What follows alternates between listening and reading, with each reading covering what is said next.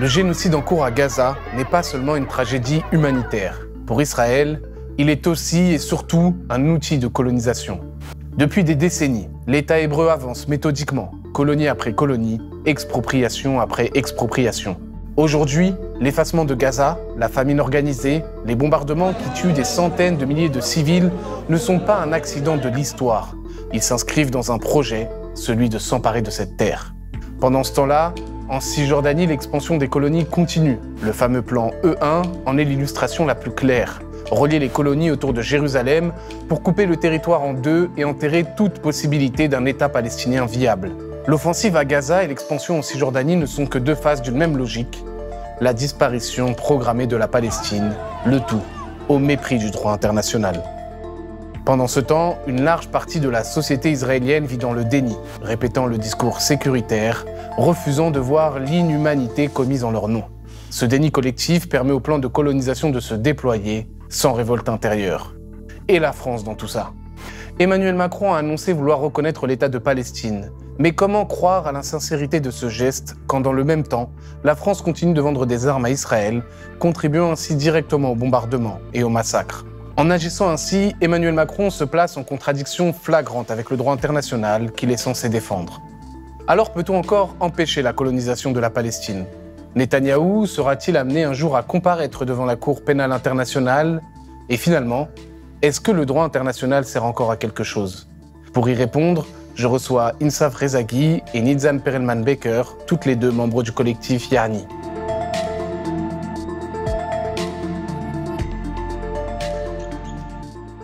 Bonjour Insaf Rezaghi. Bonjour.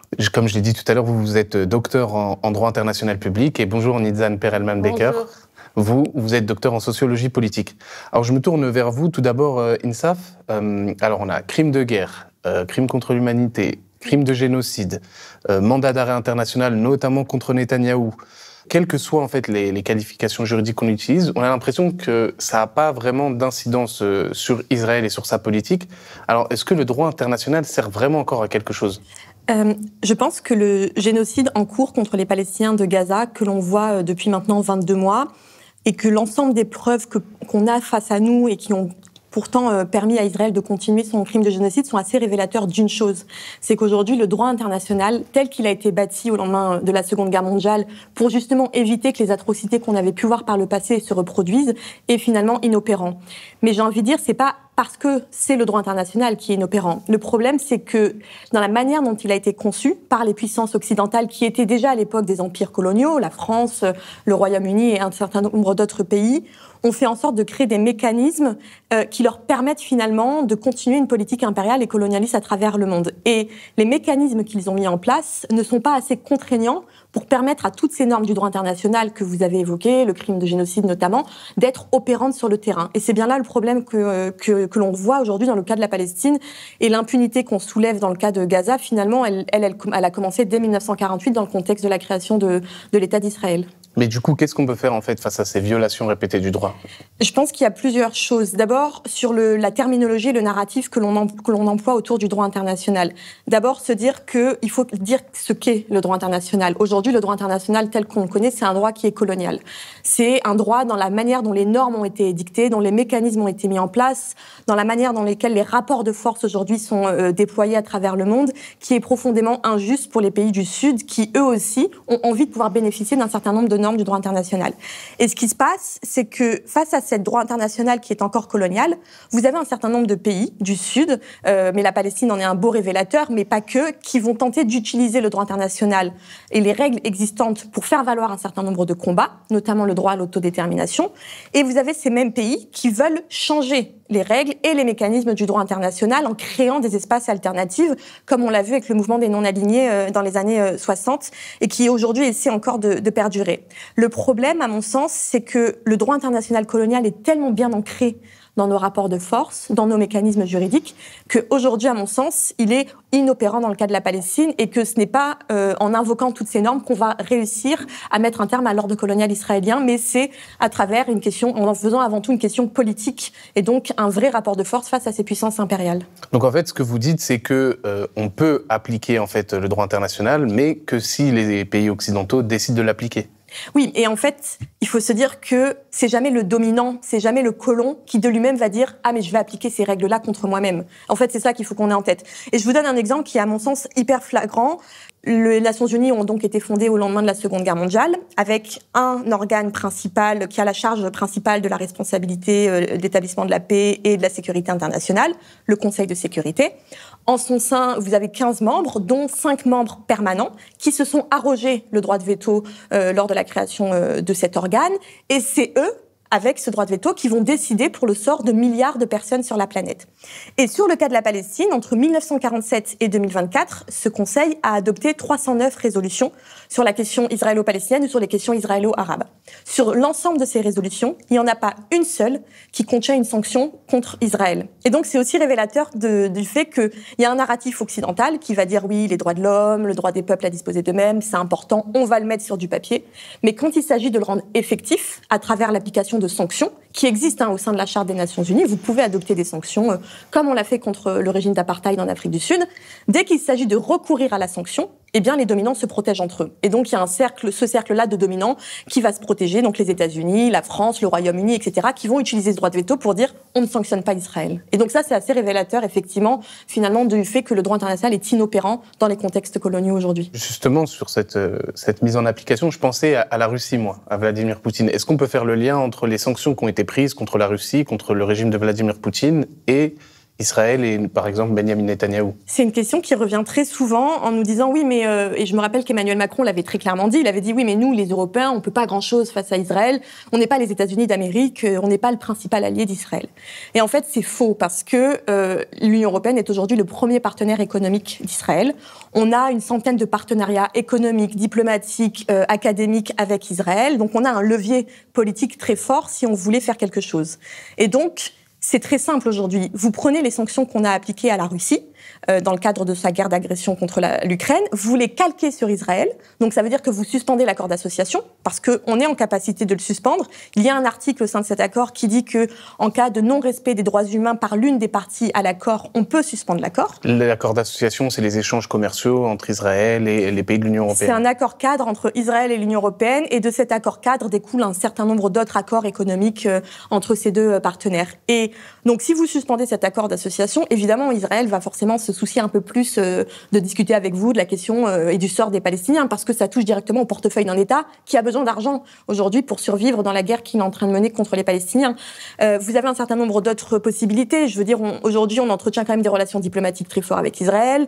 Les Israéliens sont exemptés de visa pour venir au sein de l'Union européenne. Les partenariats avec les universités israéliennes sont quand même aujourd'hui la norme, alors que ces mêmes universités israéliennes collaborent directement avec l'armée israélienne dans la mise en œuvre d'un certain nombre de mécanismes d'attaque contre les Palestiniens de Gaza. Donc vous avez un ensemble de possibilités de sanctions financières, diplomatiques, économiques que vous pouvez adopter et qui dès demain pourraient permettre à Israël de revenir à la table des négociations pour à minima accepter le cessez-le-feu qui est sur la table depuis un certain nombre de mois maintenant. Ce qui m'intéresse vraiment dans ça, c'est un paradoxe énorme qu'on voit, donc l'impunité totale d'Israël, vraiment le soutien, donc pas que impunité, mais aussi soutien de la part des États-Unis, de l'Union européenne et beaucoup d'autres États, beaucoup d'États dans le monde.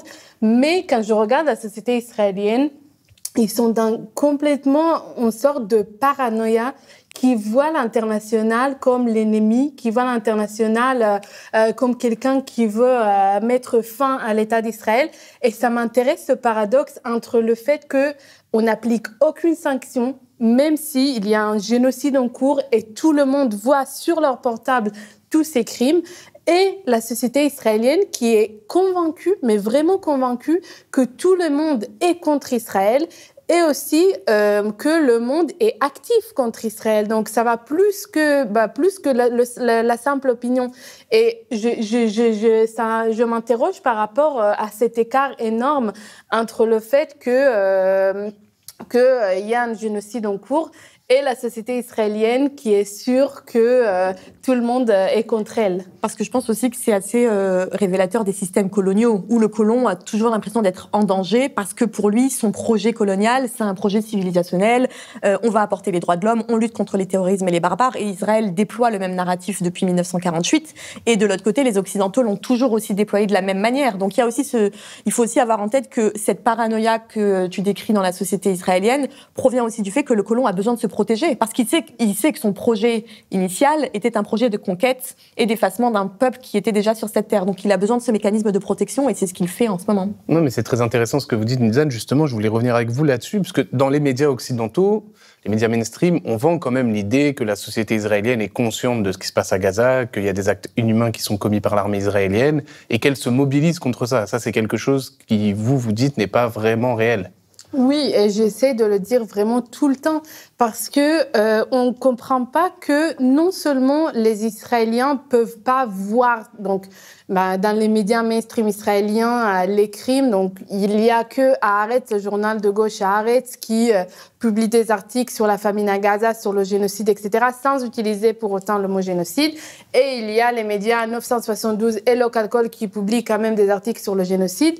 Mais dans les médias mainstream, on ne peut pas vraiment voir les crimes.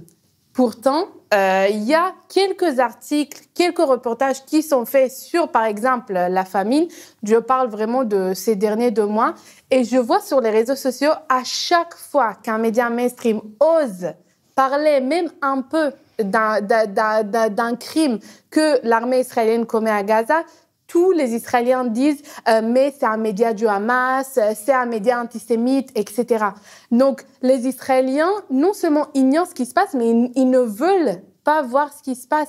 Et c'est complètement embêtant, ces descriptions de la société israélienne dans les médias étrangers, dans les médias français surtout. Je vois ça tous les jours, d'une société pacifiste qui lutte contre son gouvernement autoritaire d'extrême droite et qui lutte pour la liberté, la paix, etc. C'est pas du tout comme ça. C'est pas du tout comme ça. It is a famine. The Gaza famine. It is a famine that we could have prevented if we had been allowed. Yet food stacks up at borders because of systematic obstruction by Israel. It is a famine in 2025. Justement, quand l'ONU, par exemple, déclare officiellement la famine à Gaza, comment réagissent les Israéliens ?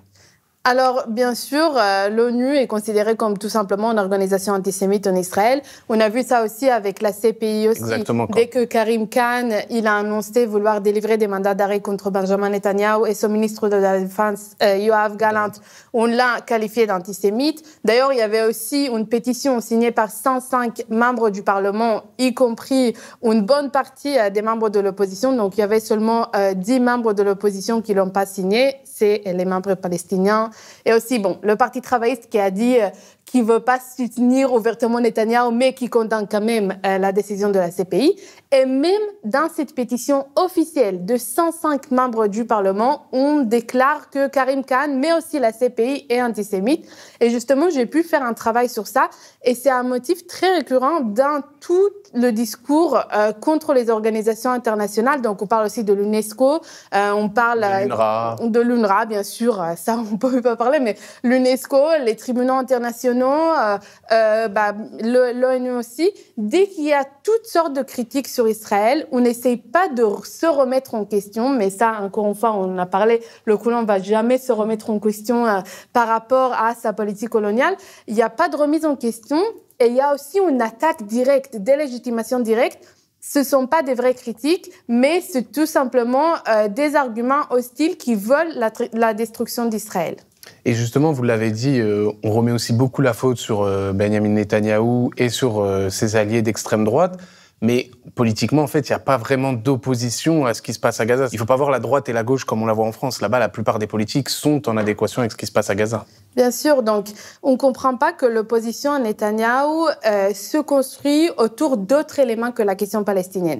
Ça se construit autour de la question des ultra-orthodoxes, donc est-ce que les ultra-orthodoxes vont faire leur service militaire ou pas? Ça se construit autour des procès de corruption de Netanyahou, ça se construit autour même des questions, un peu des questions sociales et socio-économiques. Ça se construit jamais autour de la question palestinienne.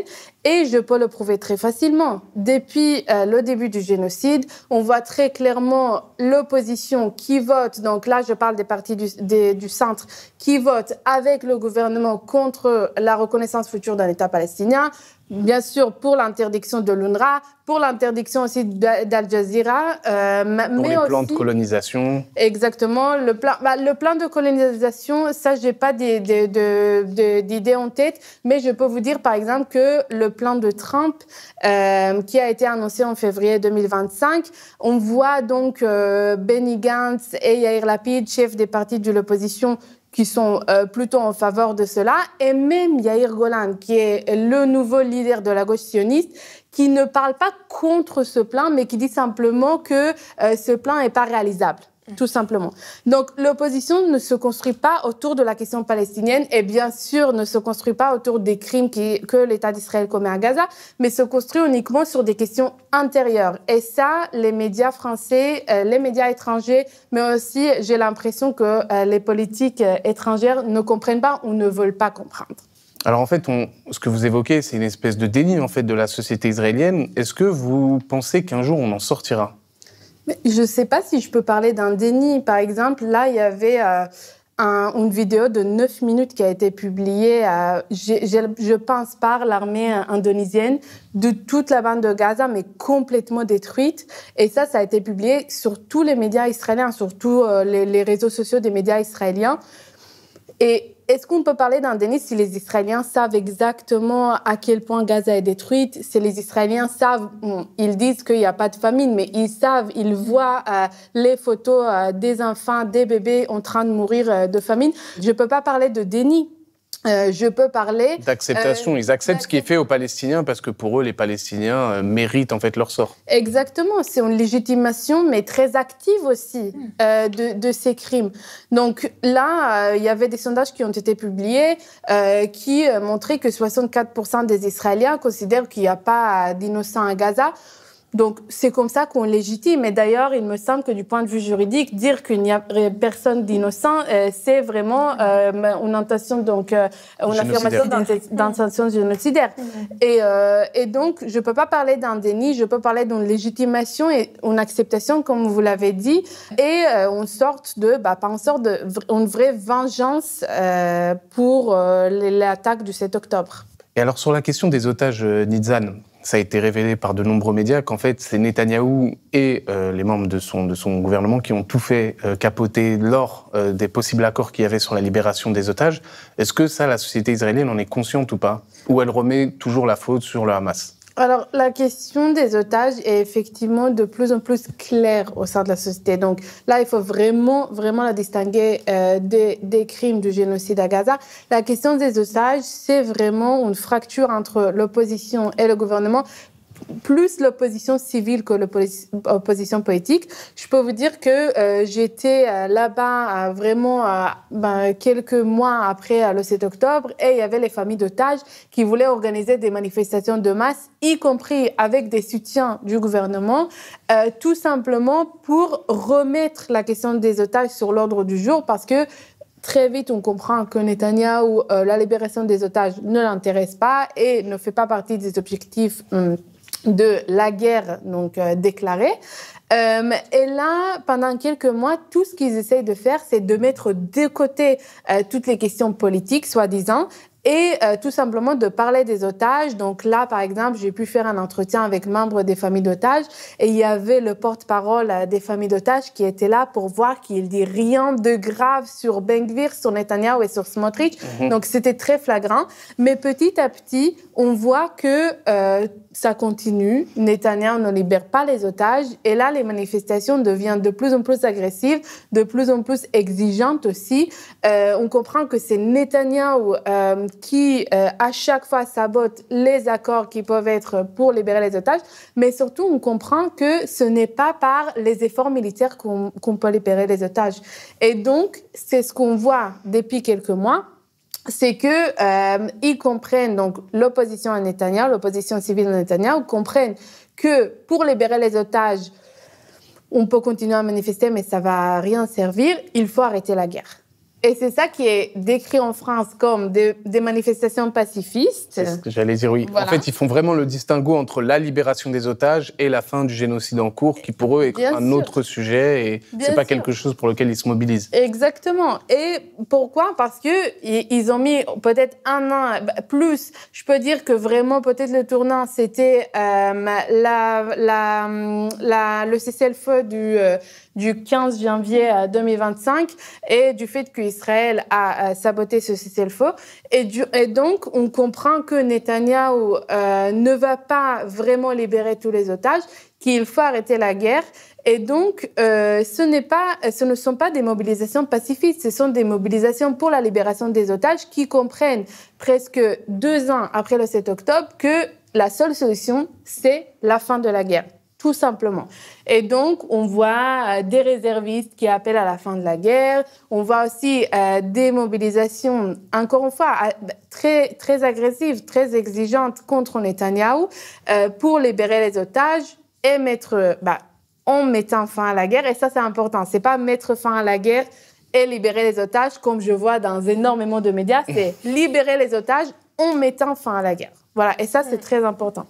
Insaf, est-ce qu'aujourd'hui, avec ce qu'on voit à Gaza, est-ce que c'est quelque chose de nouveau en termes de droits ? À chaque fois, on sort des chiffres vraiment ahurissants sur ce qui s'y passe. On fait la comparaison aussi avec la Seconde Guerre mondiale. Des fois, ça dépasse même quand on parle en termes de bombardements, de choses comme ça. Est-ce qu'on est face à quelque chose de nouveau ? Je ne sais pas si c'est quelque chose de nouveau. Ce que je sais, c'est que c'est vraiment un génocide colonial. Contrairement à d'autres génocides qu'on a connus depuis la fin de la Seconde Guerre mondiale, on est vraiment dans un contexte où, entre guillemets, ce génocide était facile pour Israël parce qu'il a préparé le terrain à l'organisation du génocide. C'est que le projet colonial est par essence un projet d'effacement de la population qui existe sur place, et donc là des Palestiniens. Et l'objectif d'Israël, finalement, c'est ça depuis le départ. C'est d'effacer les Palestiniens par plein de manières. Ça a commencé en 1947 avec la Nakba, avec l'expulsion forcée des Palestiniens, avec le fait de raser les 500 villages palestiniens, etc. existants. Et tout au long de ce processus colonial, le projet d'effacement s'est mis en place. Israël s'est créé, s'est construit sur cet effacement-là du peuple palestinien.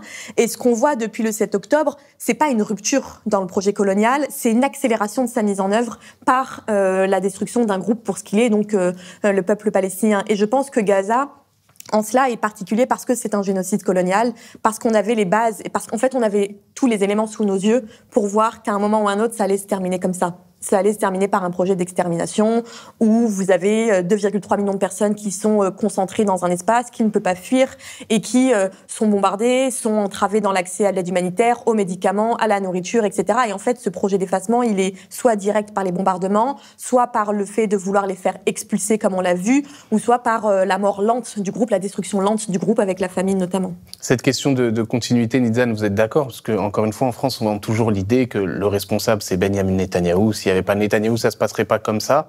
Vous en pensez quoi ? Alors, c'est ce que je dis depuis le 7 octobre, c'est que, exactement comme Insaf, ce n'est pas un tournant, mais un point de radicalisation, accélération d'un projet qui a déjà été mis en place. Donc, et là, on voit ça vraiment sur tous les aspects. Si on parle des médias, les médias ont toujours caché la réalité des Palestiniens, donc notamment en Cisjordanie, mais à Gaza aussi. Ils ont vraiment tout fait pour montrer la réalité dans les territoires occupés comme une réalité tout à fait normale.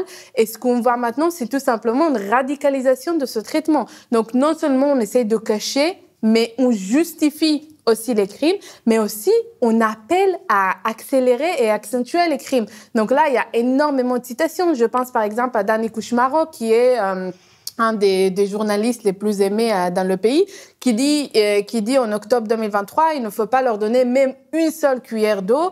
Un autre journaliste qui dit il fallait commencer le bombardement avec 100 000 Palestiniens tués.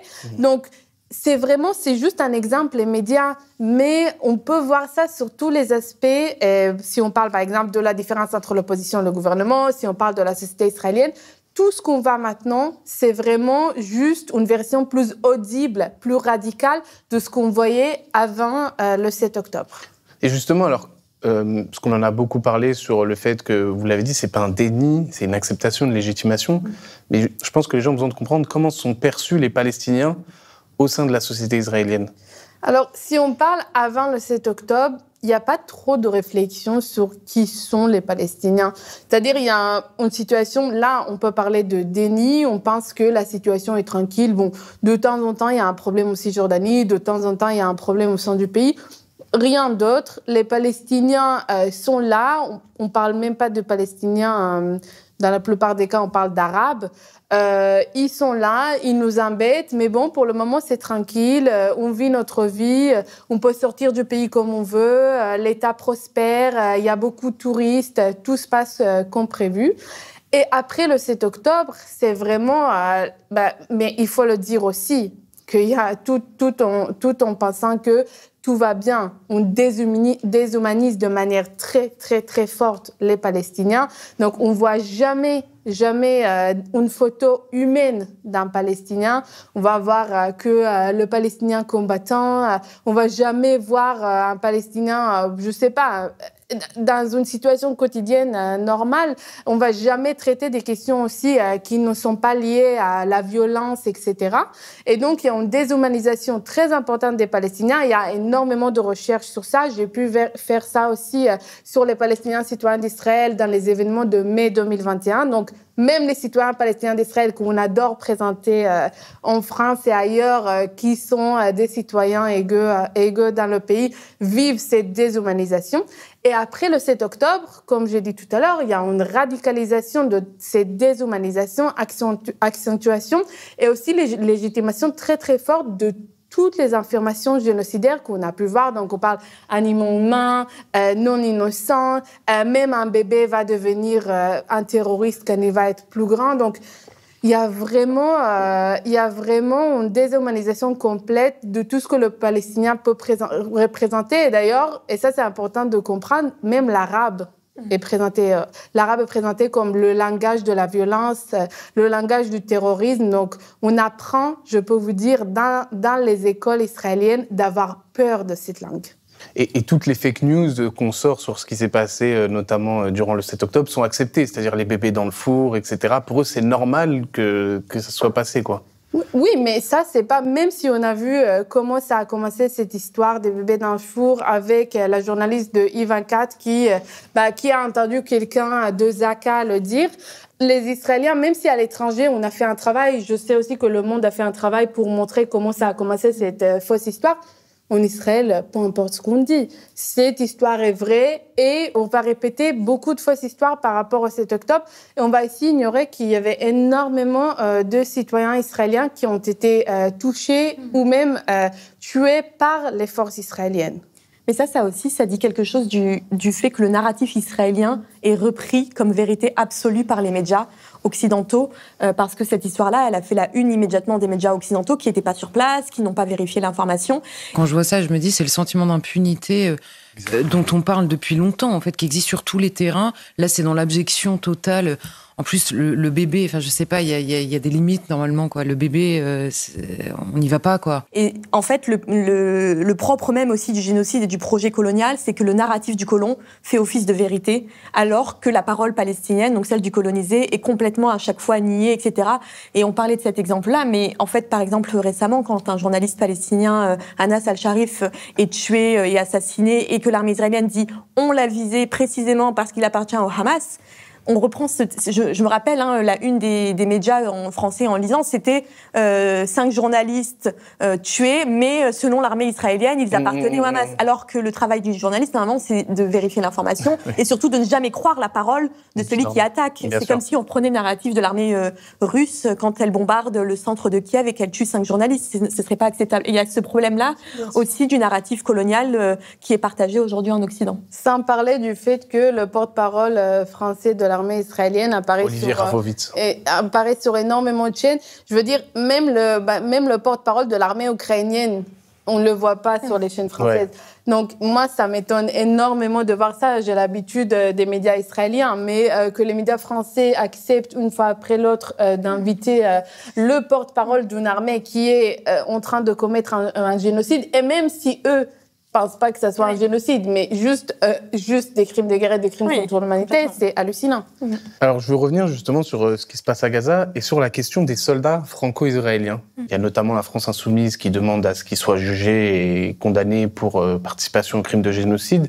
Est-ce que ça, c'est quelque chose qui est envisageable ou pas du tout ? Oui, c'est parfaitement envisageable parce qu'ils ont la nationalité française et devant les tribunaux français, on a ce qu'on appelle la compétence personnelle. Donc, dès lors que vous avez un rattachement avec le lien de nationalité avec le pays, donc ici la France, vous pouvez être poursuivi pour des crimes que vous avez commis à l'étranger. Et c'est vrai qu'un certain nombre d'associations aujourd'hui travaillent à lancer un certain nombre de procédures devant les juridictions françaises pour poursuivre des soldats franco-israéliens. Je pense qu'effectivement, il y a tout un volet qu'on oublie dans la quête de justice, c'est qu'il y a aussi la possibilité devant les juridictions françaises de lancer un certain nombre de procédures. Il y a beaucoup de verrous aujourd'hui en France qui empêchent de lancer un certain nombre de procédures, pas seulement contre les soldats franco-israéliens, il y a aussi toutes les questions politiques. On veut faire en sorte d'éviter de lancer des contentieux qui pourraient froisser l'allié israélien, etc. Mais oui, il est possible de lancer ce type de procédure. Il y a des ONG, je pense à la FIDH, à la LDH, etc., qui sont très organisées pour ça. Mais il pourrait être condamné ? C'est quelque chose d'envisageable ? Oui, il pourrait être condamné. Mais alors, il y a aussi quelque chose d'important à dire, c'est que le temps judiciaire est parfois très très long en France. Pas que en France d'ailleurs, mais devant les juridictions internationales aussi. Et bien que c'est important toujours de pouvoir dire à la victime qu'elle a été reconnue comme victime, ça me semble extrêmement important pour son travail de reconstruction. Il faut aussi avoir le temps présent qui est comment est-ce qu'on arrête un génocide parce qu'il a lieu sous nos yeux. Et là, c'est plutôt, à mon sens, une question politique avant tout. Alors, on va revenir maintenant sur la France et la reconnaissance de l'État de Palestine. Alors, si je ne dis pas de bêtises, depuis l'offensive israélienne sur Gaza et le génocide en cours, il y a 10 États occidentaux qui ont reconnu l'État de Palestine. La France semble être la prochaine, en tout cas Emmanuel Macron l'a annoncé. Est-ce que ça change quelque chose ? Alors, Emmanuel Macron a annoncé qu'il allait reconnaître l'État de Palestine en septembre prochain. Ça fait plus d'un an maintenant qu'il nous dit quotidiennement « oui, je vais reconnaître, on verra », mais il met un certain nombre de conditions sur la table. Je pense qu'il y a plusieurs choses. D'abord, à mon sens, la reconnaissance en tant que telle ne va pas servir à grand-chose. Elle est avant tout symbolique. Pourquoi ? Parce que dans les faits, la France, elle reconnaît déjà l'État de Palestine. En droit international, on a plein de manières de reconnaître un État et on peut le faire de manière implicite. Et la France, aujourd'hui, elle entretient des relations bilatérales avec l'autorité palestinienne très forte. L'ambassadrice de l'autorité palestinienne en France a le rang d'ambassadrice. On a un consulat de France à Jérusalem qui fait office d'ambassade pour les Palestiniens qui sont sur place. On a des relations politiques, économiques, etc. avec elle. Et aux Nations Unies, la France vote systématiquement en faveur des rehaussements statutaires de la Palestine au sein de l'organisation. Et en mai 2024, la France avait voté en faveur de l'admission de l'État de Palestine à l'ONU. Donc ça, c'est le premier aspect. Pour moi, la reconnaissance, elle va être symbolique. Deuxièmement, si on veut passer le stade du symbole, il faut aller au-delà. Il faut faire quelque chose qui pousse Israël à changer son comportement. Et ça passe que par les sanctions. Donc reconnaître, c'est bien, mais si vous n'allez pas au bout du processus en disant, en fait, avec ça, on met sur la table un paquet de sanctions économiques, politiques, diplomatiques, dans ces cas-là, ça ne sert pas à grand-chose et on reste évidemment sur le titre du symbole. Et après, mais peut-être que je ne sais pas si vous voulez qu'on l'aborde, mais moi, à mon sens, l'annonce d'une reconnaissance de la Palestine par la France sur un territoire limité, donc le territoire de 1967, donc la Cisjordanie, Jérusalem-Est et la bande de Gaza, c'est encore une fois la volonté des Occidentaux d'imposer une solution politique, en disant il n'y en a pas d'autre de toute façon. Donc soit vous l'acceptez, soit vous n'en avez pas d'autre. Et ça, à mon sens, déjà c'est une posture coloniale, parce qu'en fait on dit aux colonisés, voilà comment on va mettre en place la solution et comment on va régler le problème. Et ça, c'est ce que font tous les Occidentaux et les Nations Unies et la Cour internationale de justice et l'ensemble des organisations internationales depuis 1967.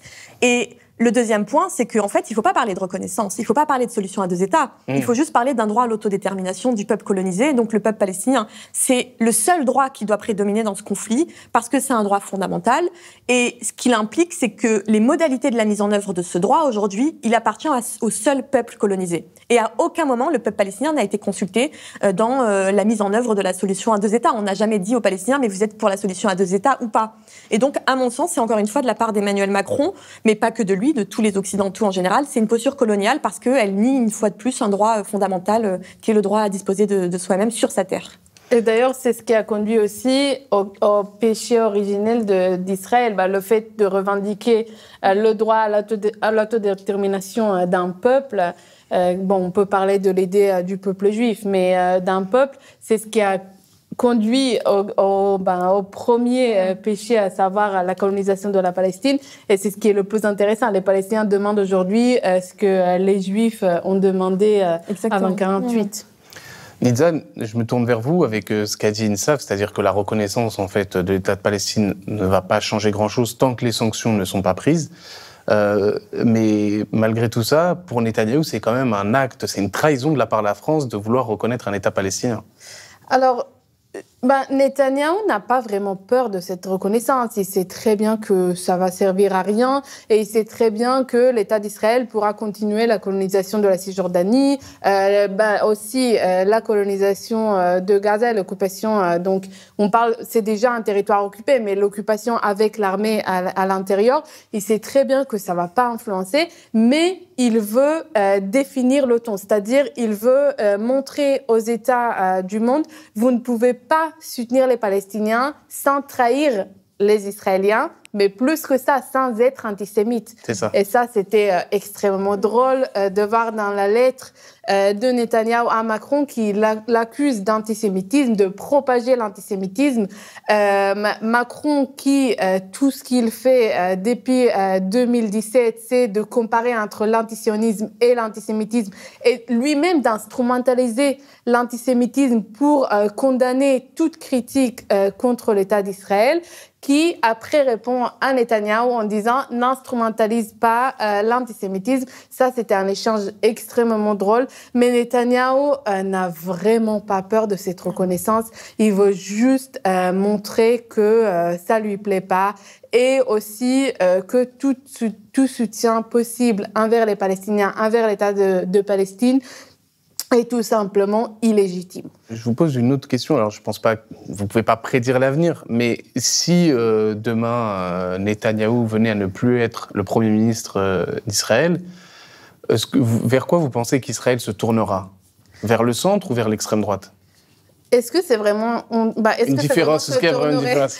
Je ne sais pas si c'est une tournure, mais plutôt ça va pas tourner vers l'extrême droite parce qu'aujourd'hui, Smotrich et Ben Gvir, donc les deux chefs des partis d'extrême droite, n'ont plus beaucoup de pouvoir sans Netanyahou. Ça va tourner pas vers le centre, mais plutôt vers Bennett. Alors Bennett, tout le monde oublie, mais c'est un chef du parti de l'extrême droite. Avant, c'était Abba Yehudi. Aujourd'hui, il y a Yamina, mais il y avait plusieurs noms. Bennett commence en 2013 en tant que le nouveau leader des sionistes religieux, donc de l'extrême droite.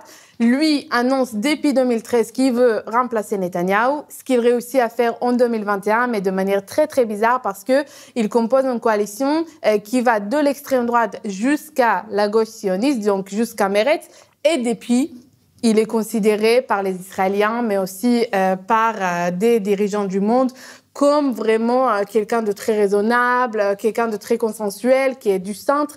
Alors, est-ce qu'on peut considérer que l'ancien chef de Yesha, c'est-à-dire le Conseil des colons, est quelqu'un du centre, mais aussi, même si ça tourne vers le centre, comme j'ai dit tout à l'heure, l'opposition n'est pas différente du gouvernement en ce qui concerne la question palestinienne. Ça va être juste coloré de couleurs un peu plus roses, un peu plus gentilles, un peu avec des mots, avec des beaux mots. Le discours sera moins agressif. Voilà, mais c'est ce qu'on dit avec ça aussi tout le temps.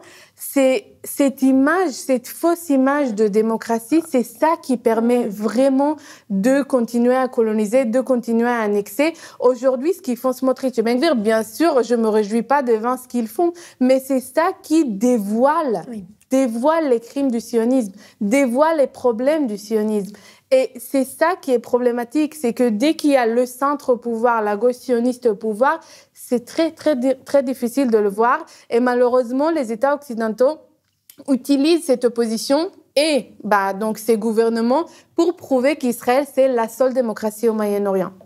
Oui, ce que vous dites, c'est qu'en fait, on est juste dans une continuité. La violence, elle est en place depuis 1948, depuis la Nakba. La colonisation a toujours existé. Simplement, aujourd'hui, dans le discours, c'est quelque chose qui est, on va dire, beaucoup plus visible. Ils n'ont plus peur de dire vraiment ce qu'ils pensent, quoi. Exactement. C'est pour ça, ça va être beaucoup plus difficile après le départ de Netanyahou déjà là, il n'y a pas de sanctions, mais après, ça va être même plus difficile. C'est intéressant parce que souvent, on rattache la politique coloniale à un gouvernement, alors qu'elle est intrinsèque, en fait, du projet colonial. On ne peut pas détacher le colonialisme de ce qu'est le projet de l'État d'Israël à son origine, en fait. On ne peut pas détacher le fait qu'aujourd'hui, la politique coloniale, c'est une politique qui est institutionnalisée et qui est marquée dans la loi, que vous avez la Cour suprême israélienne qui permet aujourd'hui au gouvernement israélien, de gauche comme de droite, d'aller s'accaparer des terres, d'aller prendre les ressources naturelles palestiniennes, d'aller mettre en place un blocus sur la bande de Gaza et de dire non mais tout ça c'est légal. Donc en fait c'est lié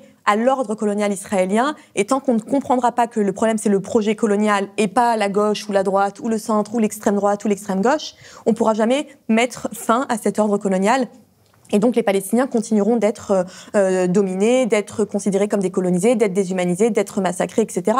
La gauche comme la droite a colonisé la Palestine, s'est accaparé ce territoire, rend la vie impossible aux Palestiniens. Et aujourd'hui, le projet génocidaire, il est accepté par l'ensemble de la classe politique israélienne. Donc il faut vraiment qu'on comprenne ça pour mieux comprendre le fléau que représente aujourd'hui un projet colonial. Et est-ce qu'une condamnation de Benjamin Netanyahou par la Cour pénale internationale pourrait avoir une espèce d'effet qui pousserait peut-être Israël à... Alors, le problème, c'est qu'il y a plusieurs problèmes. Mais déjà, devant la Cour pénale internationale, on ne peut pas juger de personnes si elles ne sont pas devant la Cour. Donc, si Benjamin Netanyahou n'est pas à La Haye, il ne sera jamais jugé devant la Cour. Je rappelle qu'Israël ne reconnaît pas la Cour pénale internationale. Israël ne reconnaît pas la Cour pénale internationale. La Palestine est un État membre de la Cour pénale internationale. Donc, elle a la possibilité de demander cette enquête. Ça aboutit à des mandats d'arrêt qui sont honnêtement très faibles par rapport aux crimes qui sont commis. Mais peut-être que de nouvelles charges seront incluses prochainement dans ces mandats. Mais devant la CPI, sauf à ce qu'elle change ses critères par la suite, on ne peut pas juger quelqu'un qui n'est pas présent dans la cour, dans le tribunal. Et donc le problème, c'est que Netanyahou bénéficie d'alliés et d'impunité. Et ces alliés-là permettent aujourd'hui, alors qu'ils sont membres de la Cour pénale internationale, oui, comme la France, de voyager tranquillement, de survoler l'espace aérien français à plusieurs reprises, mais pas que, un certain nombre. Juste ce qu'il faut dire, c'est que en gros, Netanyahou, en ayant un mandat d'arrêt international de la part de la CPI, s'il survole le territoire français, la France est censée l'arrêter. En fait, d'un point de vue du droit international pénal, donc de la CPI, Benjamin Netanyahou et Yoav Gallant sont considérés comme des fugitifs. Donc, qu'on doit interpeller dès lors qu'ils se trouvent sur le territoire national d'un des États partis à la Cour. Le territoire, c'est pas que le sol, c'est aussi l'espace aérien, c'est les eaux, etc. Et donc, il y a un article dans le statut de Rome de la CPI qui dit que tous les États membres ont l'obligation de coopérer avec la Cour dès lors qu'un mandat d'arrêt est émis. Et donc, naturellement, quand un fugitif est recherché par la Cour pénale internationale, les États partis à la Cour, si cette personne-là demande à survoler l'espace aérien, normalement, elle l'interdit. Et s'il survole tout de même l'espace aérien, elle doit l'arrêter et le transférer à La Haye. Et là, en l'occurrence, la France a donné les autorisations de survol de son territoire à l'avion du Premier ministre israélien. Et deuxième violation du statut de Rome, elle a en plus laissé survoler et à plusieurs reprises cet espace-là. Donc en fait, Netanyahou, pour l'instant, lui, vis-à-vis de la CPI, il n'a rien à craindre parce qu'il ne sera pas arrêté et il se passera bien d'aller dans un territoire pour lequel il risque d'être arrêté. Donc je pense à l'Espagne, par exemple, ou à d'autres pays. Et il faut dire aussi que le 27 novembre, donc il me semble 6 jours après la délivrance des mandats d'arrêt, la France publie une déclaration hallucinante où elle dit que Netanyahou profite de l'immunité parce qu'Israël ne reconnaît pas la CPI. Et après, le deuxième paragraphe, c'est la France va continuer son amitié avec Israël parce qu'il s'agit d'une démocratie et va continuer à coopérer avec Netanyahou. Oui. Donc, ça va au-delà de juste permettre Netanyahou de survoler l'espace aérien et vraiment, ils soutiennent de manière très claire quelqu'un qui est responsable d'un génocide en cours. Ils soutiennent et en plus, ça révèle un peu le double standard du droit international parce que Israël est un État non membre de la CPI, tout comme la Russie est un État non membre de la CPI, la Palestine est membre de la CPI, l'Ukraine est membre de la CPI. Dans les deux cas, vous avez 2 enquêtes, des mandats d'arrêt contre les dirigeants des pays. Quand il s'agissait de Vladimir Poutine, qui est mis en accusation pour crime de guerre par la Cour, la première déclaration de la France, c'est de dire on soutient le travail de la Cour, elle est indépendante, elle est impartiale, ce sont des crimes de guerre, donc on demande la mise en œuvre de ces mandats d'arrêt. On prend exactement la même situation avec Benyamin Netanyahou, et là on invoque la question des immunités qui ne tiennent pas devant la CPI, parce que le statut de Rome fait tomber justement les immunités des chefs d'État et de gouvernement dès lors qu'ils font l'objet d'un mandat d'arrêt. Eh bien, merci beaucoup, Insaf, merci beaucoup, Nitzan. Merci. À très bientôt. À bientôt. À bientôt.